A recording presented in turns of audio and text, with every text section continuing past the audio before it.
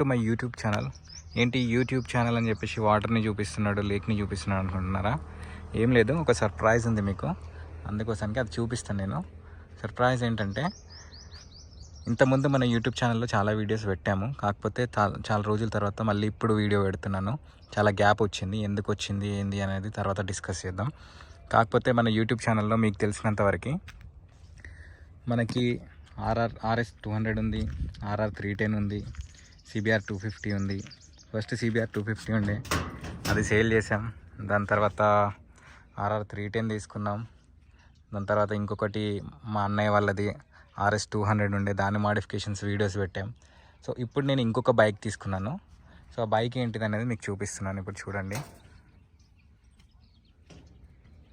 ఇది bike. So ఎంతమందికి bike తెలుసు అనేది మీరు నాకు కామెంట్ చేసి చెప్పండి, ఇది ఏ బైక్ అనేది. అంటే ఈ టైంలో జస్ట్ ఈ వీడియో చూసేసి వాళ్ళకి బైక్ నేమ్ తెలిసిందని అంటే కామెంట్ చేయండి.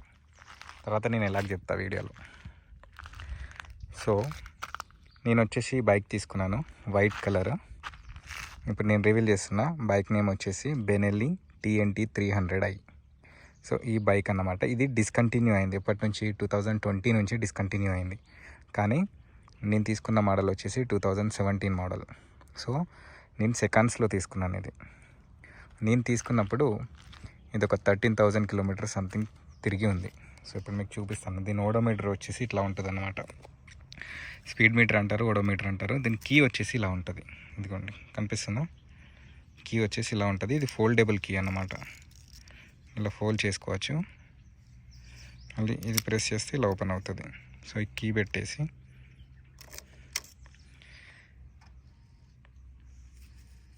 సో ఇది దీని ఓడోమీటర్. ఇది వచ్చేసి RPM చూపించడానికి 14,000 RPM వరకు ఉంటుంది. ఇది 12,000 RPM వరకు రెవ్ అవుతుంది.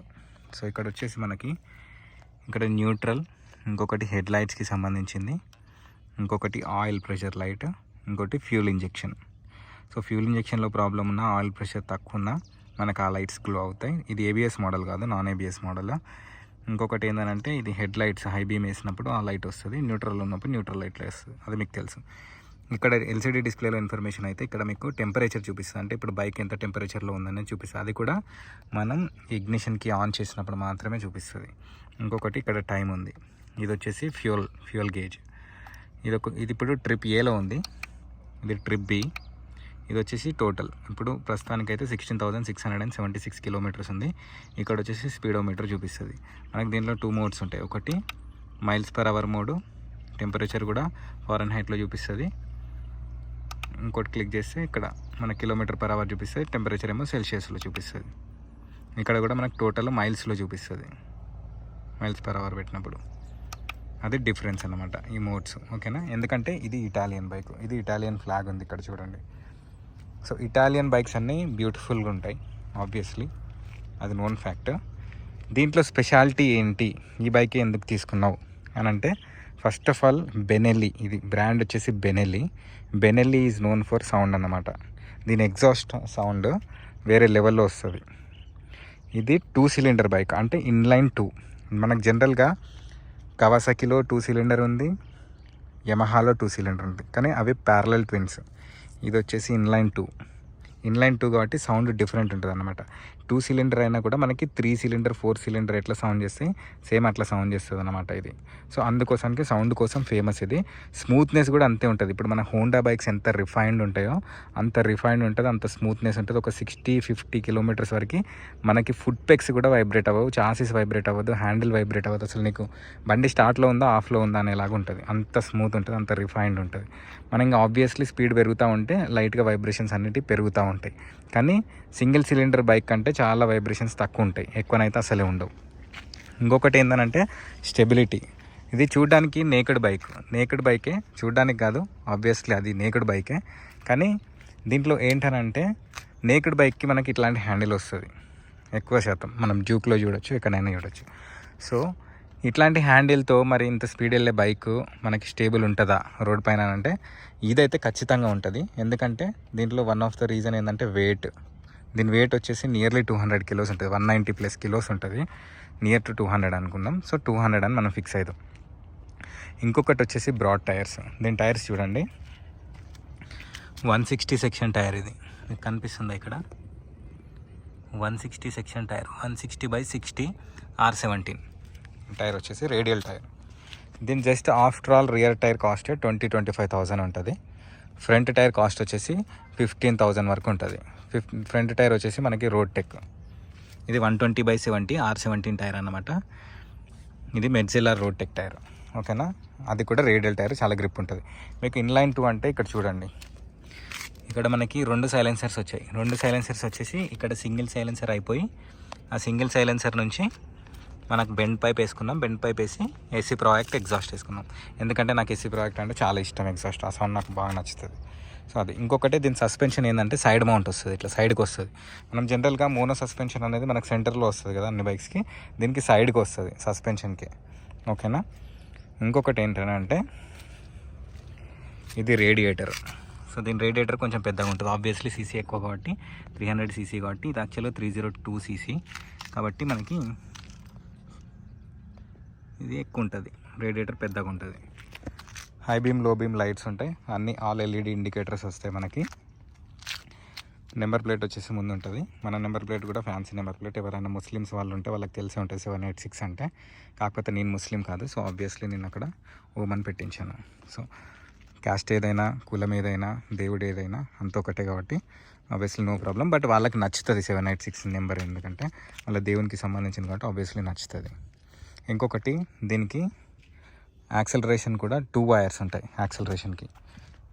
కాకపోతే ఇప్పుడు మన బైక్కి ప్రస్తుతానికి ఒకటే ఉంది చూడండి, ప్రస్తుతానికి ఒకటే వైర్ ఉంది ఇక్కడ. ఇంకొక వైర్ ఇక్కడ నుంచి వస్తుంది, సో వచ్చేసి ఇక్కడికి వెళ్తుంది.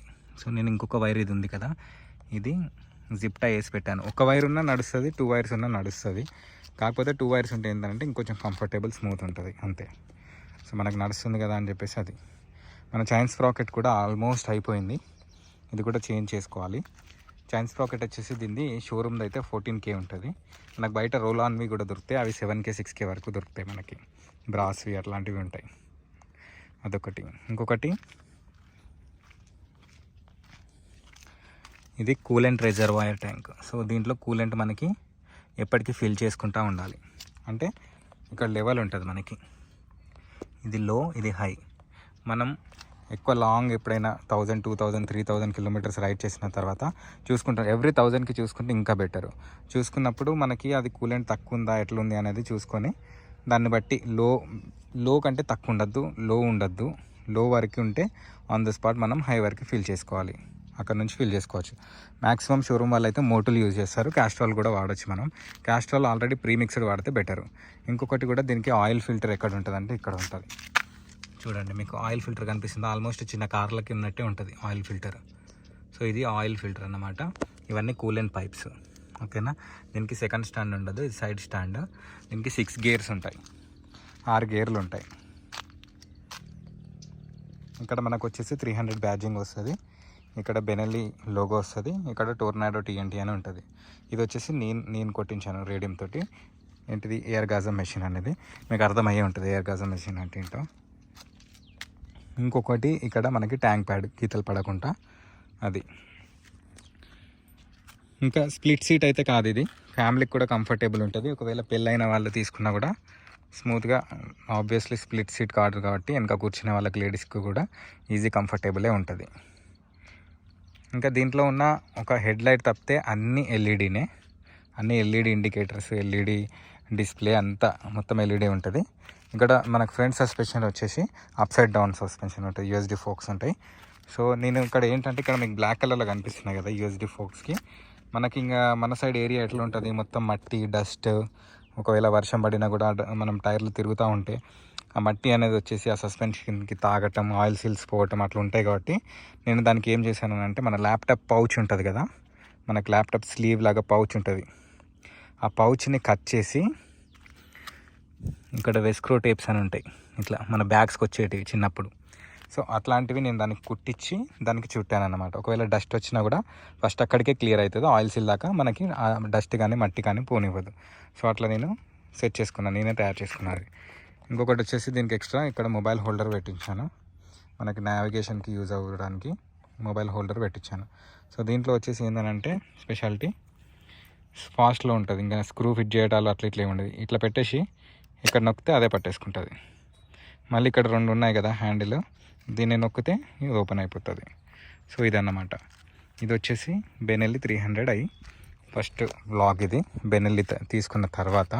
సో దీనిపైన ఇంకా నెక్స్ట్ వీడియోస్ వస్తూనే ఉంటాయి, అవి కూడా చేద్దాం. ఇంకా ఇన్ఫర్మేషన్ ఉంది దీని గురించి చెప్పడానికి. ఇంకొకటి ఏంటి అంటే దీనికి ఫ్రంట్ 2 డిస్క్స్ వస్తాయి. జనరల్గా మనం 1 డిస్కే చూసుకుంటాం కదా, దీనికి ఫ్రంట్ అట్ సైడ్ డిస్క్ ఉంటుంది, ఇటు సైడ్ కూడా డిస్క్ ఉంటుంది. చూడండి, అంటే దీనికి బ్రేక్ ప్యాడ్స్ 4 ఉంటాయి, ఇటు సైడ్ 2 అటు సైడ్ 2. ఓకేనా. రియర్ కూడా డిస్క్ ఉంటుంది. మొత్తం 3 డిస్కులు అన్నమాట దీనికి. రియర్ కూడా డిస్క్ ఉంటుంది. రియర్ డిస్క్ ప్యాడ్స్ మొన్ననే రీసెంట్గా చేంజ్ చేయించాము.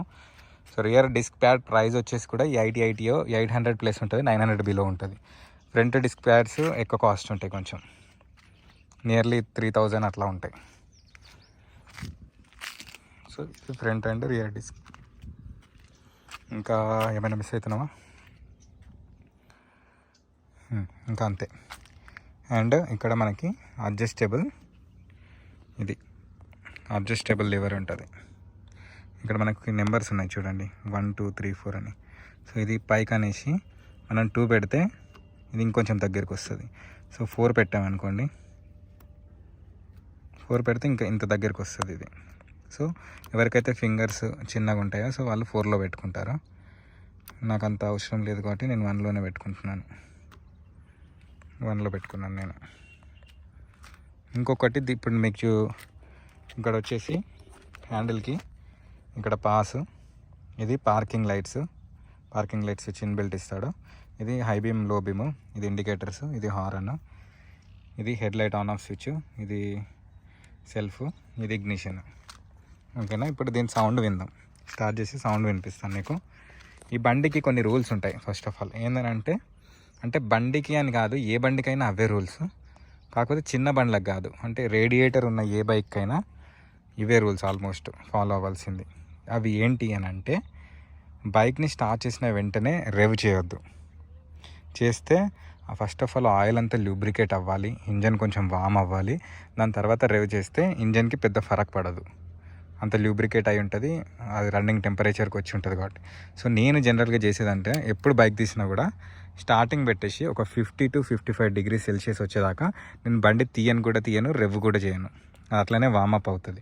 సో 55 degrees వచ్చేసిన తర్వాత ఇంకా నువ్వు ఎట్లనైనా నడుపుకో, నువ్వు ఎంతనైనా ఎక్కుకో, పెద్ద ఫరక్ పడదు. అప్పుడు నీకు బైక్ లైఫ్ అనేది, ఇంజన్ లైఫ్ అనేది ఎక్కువ వస్తుంది. సో అది నేను ఫాలో అవుతా.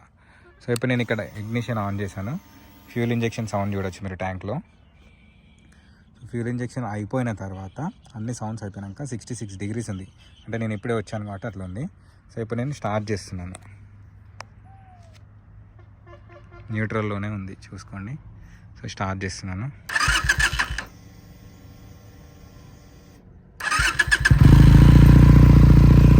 ఇది జస్ట్ స్టార్టింగ్ సౌండ్ గాయస్.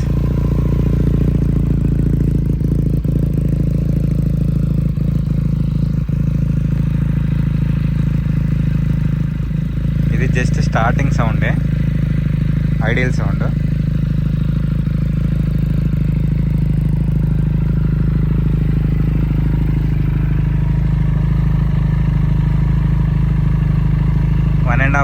RPMలో ఉంది.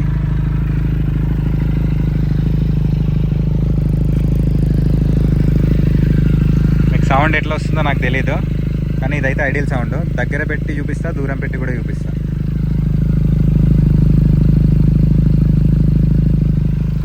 ఇంజన్ దగ్గర సౌండ్.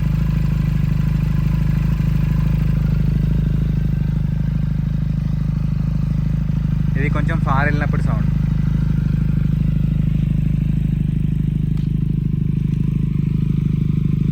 ఇంకా ఫార్ వెళ్తే సౌండ్.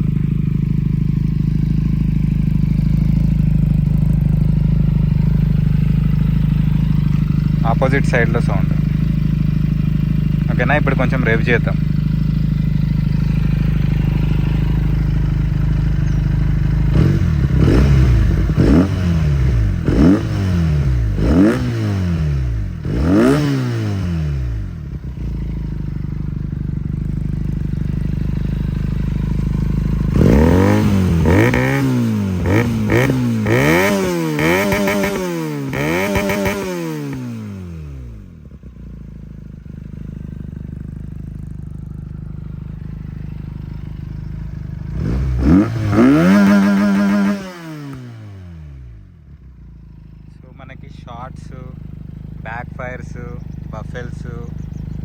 అన్నీ వస్తాయి మనకు ఈ ఎగ్జాస్ట్లో నుంచి.